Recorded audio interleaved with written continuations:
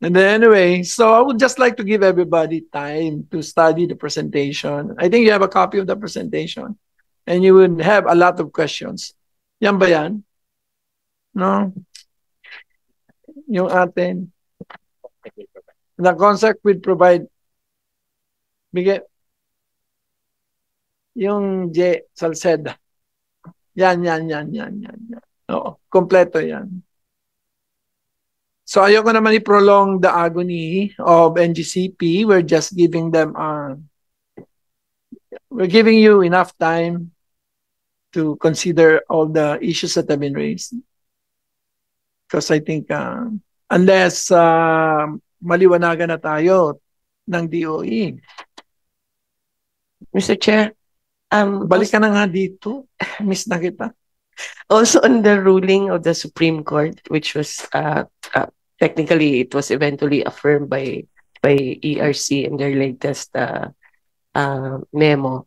I think it is the ERC is now studying how to apply it, if it can be applied prior to the issuance of the suspension. But maybe it's also time for Congress to review. Kasi ang Supreme Court ruling, kailan ba? I think it was way back pa, mga 10 years ago pa. More than 10 years ago. So maybe that could be the reckoning period to be considered, Mr. Chair. Okay, so are you all from NGCP? Okay, wow, sinolo mo ko. Ayaw mong pasagutin, baka magkamali. Don't worry, paluin ko na lang 10. Yes. My apologies because I was late, so I wasn't able to see your presentation. But for the Honorable Chairman for this committee, if it's also possible, Mr. Chair, to take a look at the assessment of the cost recovery. Because I think this would be if there will be a bigger committee, this will be the committee that would be more applicable and evaluating. Kasi as we have discussed in DOE, if the charges that are recoverable is only for those projects that are finished, meaning kung ano lang yung completed, then there will be an increase in the rates of our transmission rates. Yes. But if it is as spent, no? As spent. Pero kung ano lang yung natapos, yun lang yung cost recovery nila, then there will be a refund of 1 peso per kilowatt hour. So there's more than a 1 peso difference between the two calculations. So between incomplete and complete. Complete and incomplete, yeah. So that's a debate ongoing, but that could be also a legislative action that can determine that, Mr. Chair. Pero malaki yung difference if the objective of the committee or Congress is to lower the rates, then there's something there to look at, Mr. Chair. Thank you very much to my guiding angel, especially during BICAM, the one who can run around everybody. So thank you very much, USEC Sharon Garin, who is slated to. Are you coming back? You did not resign? Si Kulada ulit. Oh. So may I recognize Congressman J.J. Romualdo of Camiguin. So at this point, everybody who is here for the NGCP issue are hereby discharged. And we will now go to a debate, a bigger debate, which is really a proposal from the tobacco industry for a suspension or moratorium, essentially under the ambit of the excise tax shortfalls. Do you have a presentation again on the excise? No presentation, Mr. Chair, but I would just like to manifest that we have already submitted the documents that were previously requested during the last committee hearing. And Can you just repeat for the purposes of so everybody who is here for NGCP by now are hereby discharged. Okay, sir. so we submitted first the VAT collection from the power sector that was required during the last hearing. The breakdown and growth analysis of excise tax collections from for January to November 2024. The itemized explanation for the difference in the goal or shortfall. The fourth is data or information on estate tax for the period calendar year 2022 to 2023 and January to November 2024. And last is the BIR's indicative budget for the digital transformation program. So we have already submitted these documents, Mr. Chair. All told, what's the not the for the cumulative shortfall on excise tax collections versus initial targets?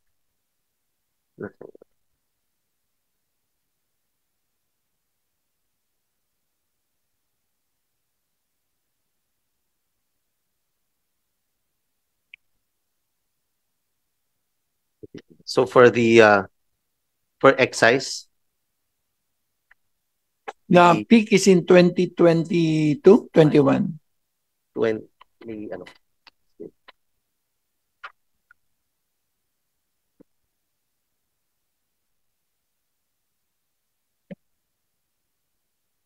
So in 2021, the shortfall is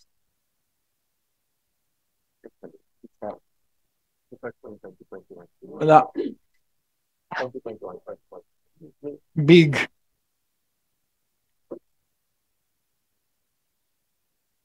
More or less, almost 100. Sorry. Based on the BSF, the shortfalls from 21 to 23 is... So magkano lahat? 24 billion. Is roughly 75 billion, no? Versus BSF. 20. And for 2024, magkano? Ang problema kasi to, this is not contrafactual because under the initial projection, these are already adjusted numbers. 2024, what is your shortfall on excise tax? 2024, this is this is only for tobacco. For tobacco only. Yes.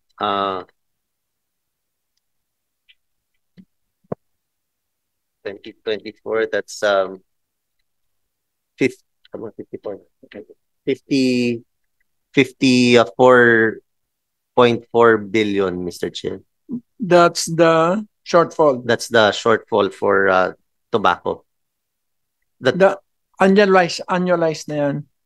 January to November, Mr. Chair. 54 billion. 54 billion. That's negative 29, so 29.36%. 30% from the BSF. So 54 billion is what percent of total? So the goal is 185.3 billion. The total collection is 130.9 billion. So the difference is the shortfall is at 54.4 billion. What was the for 2023? What was the initial estimate? Ano yung comparison ng 185 noong 2023? For 2023. 23. For 2023, that would be 169.8 billion. Okay mo na dyan. And then for 2022? For 2022, that's 160 billion, Mr. Chair. So kung totalin mo lahat, magkano? Shortfall would be, can you just minus that? Kasi In horizontal mo pa kasi, in vertical. So we should be earning, what is the actual collection for 2021? For 2022, 2022? that's 160.4 billion. So walang shortfall. No shortfall on for 2022, Mr. Chair. Akala ko ba mayroong 25 billion? That's for 2022. For 2023, there's a shortfall already, Mr. Chair. Yan ang hirap kasi your targets are moving targets, no? Yes, Mr. Chair. Not based on the original when we approved the sin tax law of 2019. Mhm. Because if you look back at the sin tax law of 2019, dapat mas mataas kaysa 160. Na-hit mo lang yung 160 ng 2022 dahil binaba mo yung target. Mhm. Ikaw na ba yun? 22, I was appointed November, Mr. Chair. Okay. So basically, if we add it all, it's 130 billion, no? Based on adjusted targets. Yeah. It's okay. We'll use that. So during the previous hearing, you also said that mukhang nagla-Laffer curve na ang ating mga revenues. Well, among the data or among the research that we have found out, but so essentially there are probably three factors for the decline in the excise tax collection. First also is yung pong nagkukwit po ng pagsisigarilyo. Opo, that accounts for nagkukwit po ng... According to FNRI, from 18% smoking prevalence to 24%. Opo, kaya bumababa po yung tobacco, tas nag-shift. So, kumbaga yung... So, wag mo na yung the lower smoke. So it's just the word. You just have to change the wording. Okay, number two. Number two po, yun po yung shift in preference din po, yung to other forms of like yung vape products. Yes, different shift. Other nicotine delivery. Yes, Mr. Chair. And also, again, the rise on illicit trades, Mr. Chair. So nothing about Laffer curve. Well, yung Laffer curve po ay connected po sa pag-rise po ng illicit trade. Yan po yung may direct correlation because when you pagka po tumataas, mas nagiging lucrative din po sa mga iba to engage in illicit trades. Yan din po yung nakitang effect. Bilib na bilib pa man nila kay Stevias. Asan si Stevias?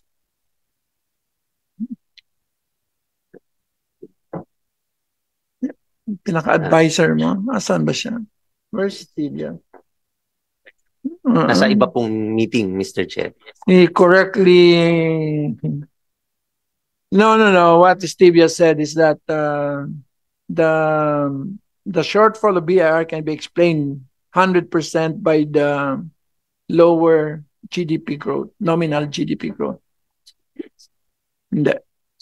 Just, Mr. Chair, just for the record, that the Laffer curve has to do with the tax rate increase. No, just for the record. So para lang, wag nyo nang i-blame si Laffer curve. Kasi, di ba, si Asek Carlo, di ba tama naman, di ba, yung Laffer curve has to do with the tax rate. Pag nag-increase ang tax rate at a certain point, bababa ang collections ng tax revenues. Hindi naman nag-increase ang tax rate. Nag-increase po yearly. Since 2019 po, pataas ng pataas. And we have also data that yung Laffer curve po, nung tumataas yung rate, bumababa rin po ang removals. Ano yung increase in tax rate? Kasi po ito yung 5% po. 5% yung increase. So you're attributing this 54 billion peso drop to that 5% increase in tax rate? Kasi po ito po yung based po din sa ating data nung Nag-start po nung 2020, nung 2019, 35 pesos ang excise tax. 2020 naging 45, 2021 naging 50, 2022. So what you're saying is that 5% increase explains the 54 billion drop. partly po. Hindi, kaya nga, you have to be careful with what you're saying, with what you're telling us, right? So you've got to decompose that. If you have a 54 billion reduction, what portion of that is due to what you're saying, Laffer curve, or due to leakages and collection, etc., etc.? Diba? Kasi, to be honest, I don't think that it's a result of that Laffer effect. Dun sa yung 54 billion reduction na yan. So, ayun lang. So, the burden of proof rests upon you. Diba? Also po, just to clarify, the 54 billion is not reduction in the collection, but also sa goal po. Relative to the target. Yes, the goal.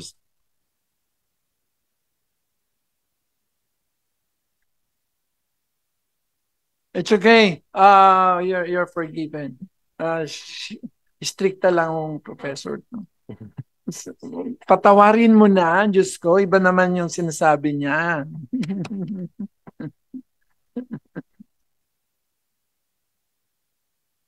Saan ka botante? Di ba Marikina? I'm warning you, Stella. The Laffer curve nga. So let me just go to my presentation in response to him. And we're questioning essentially if it's Laffer curve. It's definitely not a Laffer curve, sir. Kung Laffer curve yan, mas okay nga because we're talking about smoking and therefore lower volume means better. So if it's Laffer curve, it's no problem because it explains the decline in excise tax collection. Yeah, but it's not there. If you look at the next page, from the 2021 19% incidence of adults smoking, it has increased to 24.4%. So, bumagsak yung revenues nila, pero dumami ang smokers. So, I'm not saying that excise tax is a failure. It's just that we're faced with these two. This is from the FNRI, Food and Nutrition Research Institute. Sino ba dumaming? Oo nga, no? Hindi, yung mga may trabaho na. Basically. So, incidence has increased next, despite removals of tax cigarettes continuing to decline. Smoking incidence has increased despite removals of tax cigarettes continuing to decline. Because it is extremely easy to buy illicit cigarettes online. But Shopee is already absolved. You try Shopee, you cannot buy one. And if you buy one, Frank, kanino to galing? Tsaka may stamp siya, oh. Totoo kaya tong stamp mo? Tingnan mo nga. May QR code siya. May I know from BIR if this is ang hirap ng trabaho dito sa Ways and Means. Pakitingin nga kung totoong ano yan. Mr. Chair, kasi po to really verify whether that's we have to use a device, a tag and reader para ma-determine po.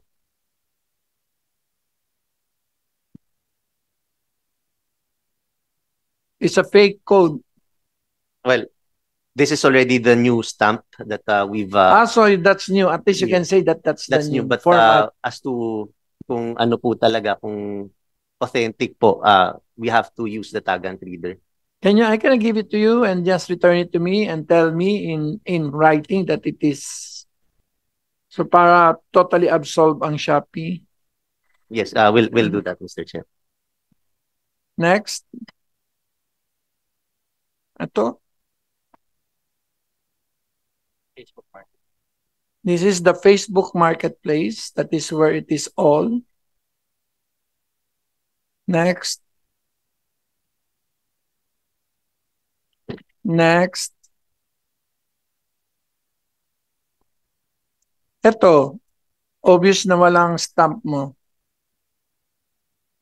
Ito, ano tong RGD?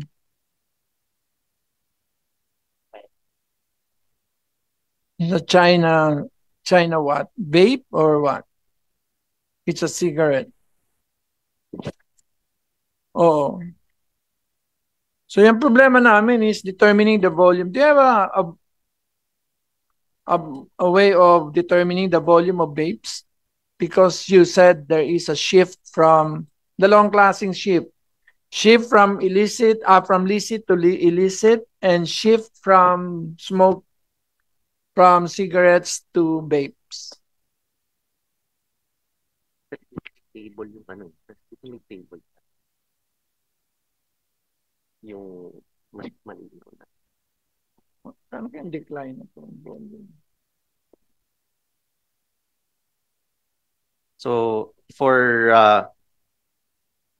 2024 or from 2023 for vapor products, the removals collection is at 11,738 ml of vapor products. In 2024, it's now 71,102,000 ml of vapor products. So there's really a substantial increase. From where to where? So for 2022, that's only 3.2 million. 2023, 11.7 million. And then in 2024, for the period January to October. I must congratulate you. They're paying taxes. Well, because that's also due to our aggressive enforcement on vapor products. Because when we started, there's really no registered brands. So when we started, I think less than 5 were registered, and now I think there are a lot of brands registered because of our aggressive enforcement activities. Pinalitan mo ba yung tao mo doon na nagsasabi na may ROOP kahit wala naman? Are they domestic or are they imported? Mostly imported, na Mr. Chair. So no need for ROOP, no? Not yes, Mr. Chair. So of 71 million, how many are from 3 to 11 to 71? 3 to 11 to 71. So the 71 is only for the period January to October. Are they freebase or Nick Salt? Maybe. How much did you earn? So supposedly you should be earning 28 billion. So for but again, the excise tax rates for vapor products is compared relatively lower than the cigarette if you based on per puff. So are you proposing that we unify them? It's better, Mr. Chair, because that would at least ma-equalize. So para sila 60. Yes, Mr. Chair. So para sila 60. Yes, Mr. Chair. Tanggalin natin yung Nick Salt at saka yung freebase. Yes, Mr. Chair. So bastang vape, it's 60 pesos. Yes, Mr. Chair. Per Nick Salt, malaki rin per ml. Yung naging so for the collections in 2022, that's 145 million, 23 361 million, and for 2024, for the period January to November, the total collections is at 1.3 billion, Mr. Chair. Are you okay with banning importation of cigarettes and vapes? So anything out there, it's without your is smuggled. Well, that's what's currently if you don't have the stamps, then that's illegal, Mr. Chair. Illegal, but not smuggled. Therefore, I'm saying that anything out there, if there's an import ban, then anything out there is smuggled. Because most of these vapor products are really imported. I cleared it with Jet Maranilla. There is no WTO restrictions with respect to these types of products, only for commodities where we will be subjected to DSB or dispute settlement boards. Kung sigarilyo daw, hindi yan, it's not a matter for DSBs under the WTO. So any import ban, or would you rather say that we put a provision on the illicit trade, because we are now, I'm really sorry. Can you just introduce first? I'm sorry, can we hold muna para we're discussing things already in the proper perspective. We are now in receipt from the committee of your committee, APRO, of the substitute bill for the illicit trade. So can you mention the name? The title, ikaw. Palipat-lipat ako. Hindi, kasi sabi mo, tanungin ko sa illicit. Sir, yes, sir. A numbered substitute bill to House Bill number 10329 entitled An Act Strengthening Administration of Excise Tax on Tobacco Products, Cigars, Cigarettes, Heated Tobacco Products, Vapor Products, and Novel Tobacco Products, amending for the purpose the National Internal Revenue Code of 1997 as amended, authored by Representative Salceda, Kimbo, and Reyes, sir. Okay. So, you're okay with an import, allowing the president to impose an import ban na lang? Or for the law to impose an import ban on cigarettes and vapes? Well, Mr. Chair, that's I think a policy issue, which siyempre, ang pinaka-policy natin is less smoker and less vapors. That's number one. And controlling supply will be very important. And then controlling making it inaccessible by price is another one, through taxation.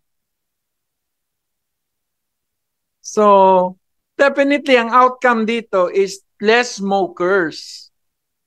And therefore, less cardiovascular, COPD, COBD. So, I mean, that is the total. It's not about the revenues. The revenues is secondary.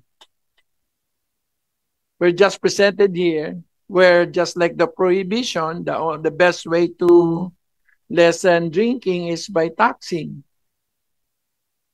So because if you just ban smoker, it won't go anywhere. So it's up to me. Yes, Mr. Chair. But I think in terms of administrative work, it would be easier for us if there's an importation ban. Then you will be first border if it's a cigarette, not customs. You will be the first border. Just like DAI is now first border for our agricultural products, DAIE.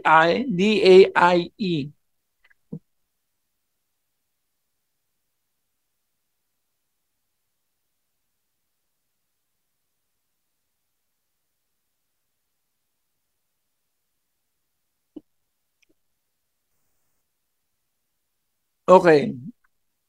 So, okay na tayo na 60 pesos per ml sa vape.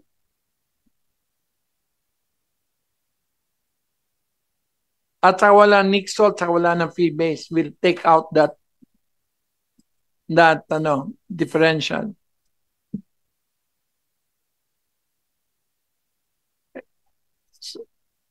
Sa pack of cigarettes. 1 ml equivalent to 1 pack? Actually, 1 ml is bigger than 1 pack. I mean, yeah. What's the equivalence, right? 10,000 pops. Ang isang to be some kind of a determination as mahirap more or less. It's difficult to implement. Yan, vapor yan katabi mo. Nagbi-vape ka pa ba? Hindi na. I mean, I guess that nakakailang pops ka sa isang ml. Di ba? Ang dami. Hindi ba dapat may ganon? Kasi baka in the end, may distortion pa rin because relatively, one may be relatively cheaper than the other, di ba? Because what you want to do is we cannot make that right now. It's relatively not feasible to compare the number if it's on a tax per pop basis. No, kasi right now, because of the tax, it's relatively quote unquote cheaper, right? So vaping, yes. On the basis of the tax regime. Yes. And we're seeing that there's a lot of shifting. Yes. Diba? So what we're trying to do is minimize that. That's not just shifting, but gatewaying. Correct. So what we're trying to do is minimize that by increasing the tax or making it more uniform. We're trying to increase the price for the gateway. Correct. So in addition to that, the device, the vape, I don't know what you call it. Wala nang device. The vape device. Yung delivery? Yes. Is that taxed? It's not, right? I mean, it's just normal tax, right? So, magkano yun? If it's imported, it's just a normal tariff. It was rejected before during the... No, so I just want to know kung magkano. So, in short... There's no tax, but we propose a 20% ad valorem tax on... Hindi ba dapat pag-aralan din yun? Because that's really the entry, that's the entry fee, di ba? Kasi if you're to be initiated into smoking, obviously, you need to purchase that. Magkano ba yun? How much is a vape device? Dati, okay yan. Ngayon, disposable na lahat. Hindi, kaya nga, which actually, if it's disposable... You really tax na lang. No, but if it's disposable, then all the more, it's actually... You're making the case for taxing it like a normal cigarette stronger, diba? Because it's more or less just like a traditional cigarette. Ni Sharon, kasi yan talaga, praktisado. Alam niya na... No, I'm looking at it from a public health perspective. I'm sorry, I'm just trying yes. I have two issues. Like, from a public health perspective is to reduce smoking, right? And number two, from an economic perspective, again, to try to reduce itong nakikita natin na shifting and then one. So yon, those are the two things that we're trying to fix. Yes. So, I think dapat mapag-aralan kung ano yung dapat gawin. Ilang puffs ba talaga per... No, I mean, before we go to the puffing, I mean, meaning the device itself. Diba? I mean, kasi, Stella, especially if it's... disposable nga siya. But more so because it's disposable now, bakit nang kailangan mo rin patawan ng uniform tax, right?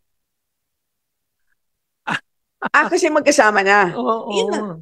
So, nga di ba? So, hindi ka talaga nag-yosi. No, so, what I'm sex saying... virgin ka. No, but what I'm saying is, that now is a tax base for the BIR. Right? Yes, I agree. So but we are losing the opportunity for the BIR to collect revenues and from a public health perspective to reduce smoking. I'm just saying totally for the record that there is an opportunity for Sino BIR ba pwede maglabas dyan ng isang base? To make more money, right? Para maintindihan niya. Naiintindihan ko na ngayon. You don't have to do it. Okay. I'm just saying that we don't have to decide on it today, but pwedeng pag-isipan kung... kung pwedeng, kung yung mismong device ay pwedeng...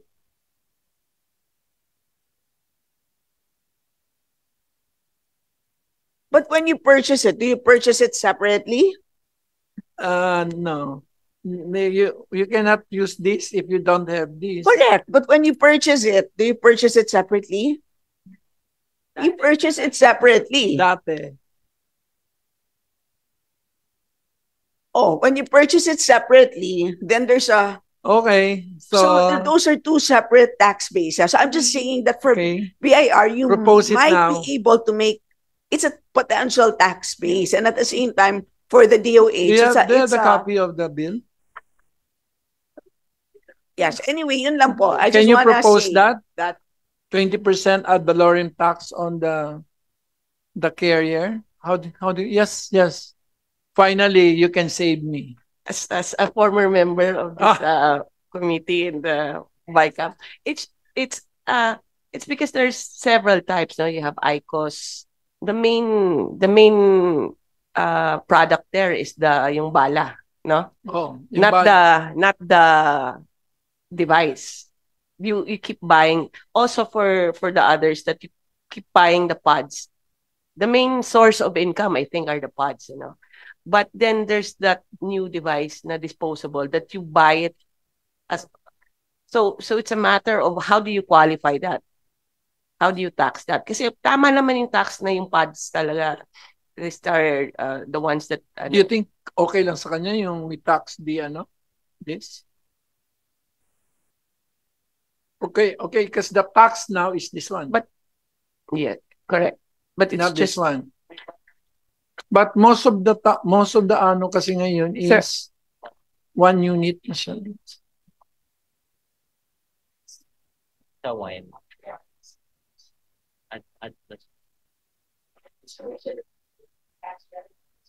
Oy, Cabreros, ikaw magaling dyan. Ang tingin mo, do we need an ad valorem tax on the carrier of, how do you call this?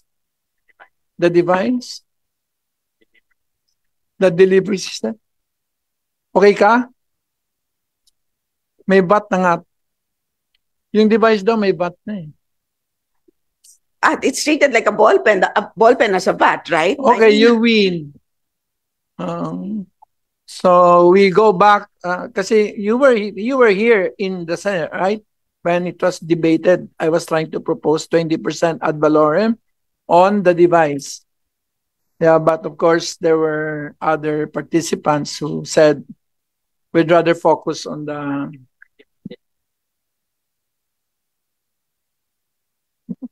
yun. Sabi kasi nila ng industry, baka bumili ng pangit na device. Di lalo na pasama yung health. Kaya wala. Hindi naman, sinasabi ko lang. Panalo ko na nga eh. Okay, so let's go to the floor with a 20% ad valorem tax on the device. If the device is separate. Can you language it? Yes, I've been trying to get Cabreros to say something. Sige na, ma'am. Gamitin mo na to. Yes, yes, Mr. Chair, we will submit the proposal for the wordings. We just have to be clarified on the distinguishing the disposable ones with the units that needs the pods. Because the disposable one is a all-in-one unit in the liquid. And the other one is device with the pod. So the one you're showing, sir, is separate unit and the pods. And this is the pods that is being... Yes. So what is your suggestion? Yeah, what is feasible for you? Of course, we already agreed that it is 60 pesos per pod.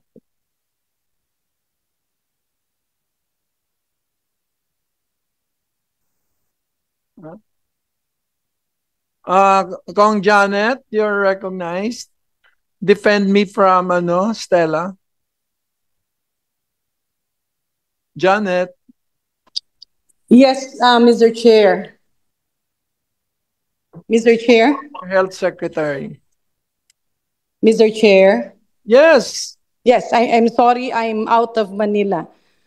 On the issue na yung, are you requesting me to comment on the issue nung, may I call it yung gadget, yung nilalagay? Anything under the sun, basta about vapes and cigarettes. Okay. ang naging trend talaga, nung naging mahal ang sigarilyo, plus, alam mo naman, the new generation, they would go by what is in. So, mas social ang dating nung nag-vape o yung nag-i-cigarette kesa dun sa sigarilyo. So, that's why bumababa rin yung excise tax. However, one of the problems is that we are not really that strict on vapes and e-cigarette kasi inakala nung karamihan na hindi siya ganun ka health hazard or toxic than the regular cigarette. But apparently, what's coming out on the studies, kasi nasa 10 to 15 years na yung mga gumagamit, meron nga tayong EVALI which is quite worse than the COPD that we see in among smokers. Moving forward, mahirap din na maging sobrang mag-proliferate yung mga poor quality and hazardous gadget yung nilalagyan ng e-cigarette because the difference there is the filter. So the hazard on these young smokers is beyond description, especially so that there are a lot of unknowns as of this moment. Therefore, may konting basis, may basis yung sinasabi na if we tax the good ones, the quality ones, the acceptable ones, na yung carrier ng mga e-cigarette at yung ginagamit sa vaping, especially na karamihan ng gumagamit noon are students. Wala pang mga trabaho, yung iba talagang bagong trabaho lang. So mapupunta yan karamihan dun sa very poor quality, and the effect on health is something that is not yet proven but is projected to be worse than the regular cigarettes. That's why maganda rin yung issue na ang dami ring unknowns kasi dun sa ibang mga imported, lalo na yung mga nasa online. Marami dun ang maganda ang packaging, pero yung loob hindi talaga tested.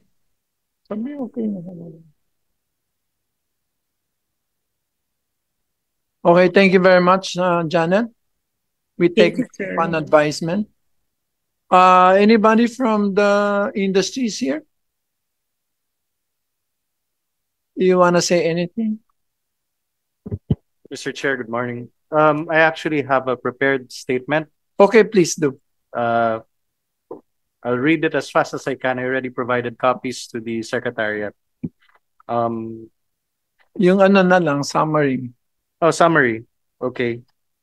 The tobacco industry plays a vital role in the Philippine economy, supporting 41,000 farmers and producing over 39 million kilograms of leaf tobacco annually. However, this vital sector faces significant challenges due to the increasing prevalence of illicit tobacco trade.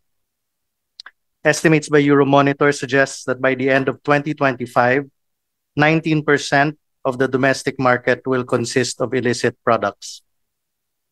In Mindanao alone, 51% of cigarettes sold are illicit, with some areas reporting rates exceeding 90%. Meanwhile, North and Central Luzon experienced an illicit trade incidence of 12.8%, while Southern Luzon reports 5.4%. Alarmingly, the rate of illicit trade is increasing by 3 to 8% annually. Illicit trade thrives due to the availability of untaxed cigarettes sold at a fraction of the price of legitimate products. Legal cigarettes are up to 5 times more expensive than their illicit counterparts. This price disparity is fueled by illegal importers, manufacturers, and traders who evade excise taxes.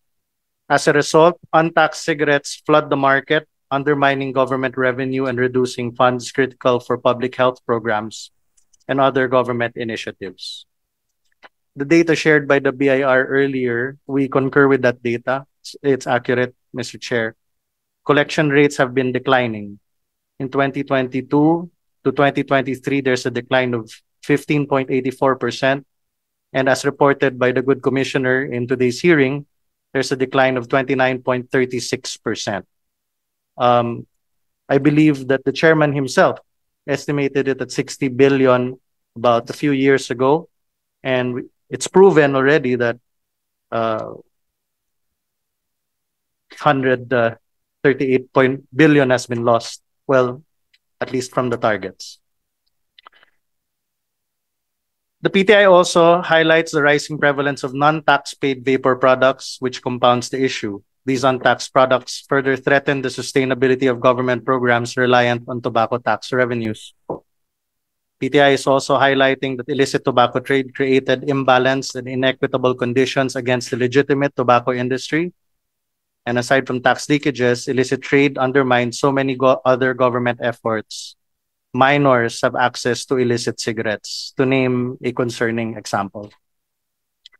We recognize and appreciate greatly the efforts made by the Bureau of Internal Revenue, the Bureau of Customs, the Department of Trade and Industry, and law enforcement agencies for the various enforcements, seizures, and closure of illicit factories and warehouses containing smuggled and untaxed cigarettes and vapor products. All these efforts have certainly slowed down the growth of illicit trade. However, there is more to be done. To address this escalating problem, the PTI respectfully suggests the following. Number one, revisit the current tax system to determine the optimal tax rate that will allow government to achieve its twin objectives of raising revenue and discouraging consumption of tobacco products without any unintended consequences. Can you state that in a policy form? Are you suggesting a Laffer curve too? Well, the good Congresswoman from Marikina did mention that the Laffer curve, for it to be objectively observed, there must be a raise in tax rates and a decline in the collections. In short, that the incentive for illicit trade is because of the huge differential between the tax and, of course, a no tax. So are you suggesting, like the others who want a moratorium on the 5% increase? 5%. Mr. Chair, respectfully, we leave it to the wisdom of Congress, and we will not object to a moratorium, as that would definitely give a chance for the legitimate industry to breathe from the bombardment of illicit products against the industry. And it allows the BIR also to focus on better tax collections. Okay. We also believe that a single rate be imposed for all vapor products. Okay, I think there's already a consensus. We also believe that the enforcement shall not only be the responsibility of the BOC, the BIR, DTI, and law enforcement agencies, but a whole of government approach concerning the LGUs and other agencies. So basically, it's observed, Mr. Chair, that the enforcement is done by the national government, but the local governments have not been moving against it. We also suggest that the Department of Agriculture recommend to the President to convene the Anti-Agricultural Economic Smuggling Council. Under the new law. Under the new law, Mr. Chair. We also suggest that the DOJ relentlessly prosecute illicit importers, manufacturers, and traders. I think recently there was a big blow to in Nueva Ecija for the GBBEM. If you remember, Mr. Chair, it was dismissed by the CTA for, I believe it was, they did not accept the evidence. Has that reached the committee, Mr. Chair? So that's a big blow against the efforts of the government. We also recommend that the AMLC, the Anti-Money Laundering Council, also take an active role. As we all know, smuggling is covered activity of the AMLC. It's a predicate crime. Yes, it is a predicate crime. We also support an effective track and trace program. It's Please in consider. the bill. We also ask that the government thank you. Exert public awareness campaigns so that the public also understands the social and economic impacts of purchasing illicit tobacco products. The PTI remains committed to working with the government and other stakeholders to safeguard the legitimate tobacco industry and protect vital public funding from the growing threat of the illicit trade. Thank you, Mr. Chair. Okay. Any? Yes. Yes. Yes, on the single rate. So I believe so, yes. As you mentioned, Mr. Chair, I believe that there's a consensus on that. Going back to the debate earlier, so with respect to the situation where you have disposables, so kanina kasi ang pinag-usapan natin is why not 60 pesos per ml?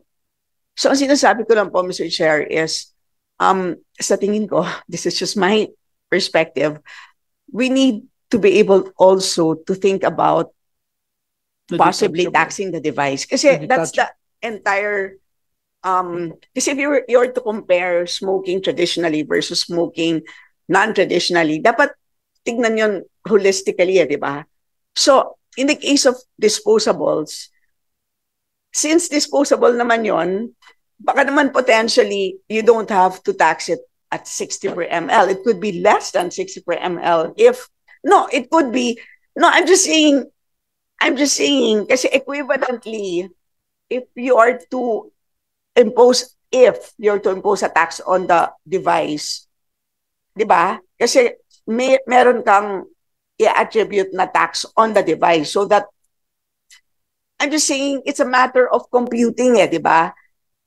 Para lang ma-achieve yung single rate. But I believe that at the end of the day, may consensus naman on the single rate. Ang tanong lang talaga is for the BIR to make that determination as to what that single rate is, considering dapat na, para sa akin, whether it's traditional or non-traditional, dapat makonsider yung the entire smoking experience Kasi parang for me, kung hindi mo i-consider yung device, parang, diba, parang it's as if ipaparehas lang natin sa one pack of cigarette. Kasi parang I really think pesos. that if you are not taxing the device, it becomes much relatively cheaper to vape. Yun lang, that it's just pero yung bala 60 pesos. One time. No, especially dun sa disposable, right? Yeah, but we are willing to accept as far as practicable that you impose 20% ad valorem on the device. Basta kailangan lang ang BIR, Mr. Chair, ang distinguishable or whatever. Give me a word. Basta kung pwede lang, Mr. Chair, i-compute ng BIR. Anong word yan? Sige na. Sir, mag-submit kami ng study kasi even dun sa structure ng tax code, then we have to also look into the aspect na yung title is about tobacco and tobacco products. So yung device is hindi na yan tobacco, hindi na rin yan tobacco product. Hindi So na.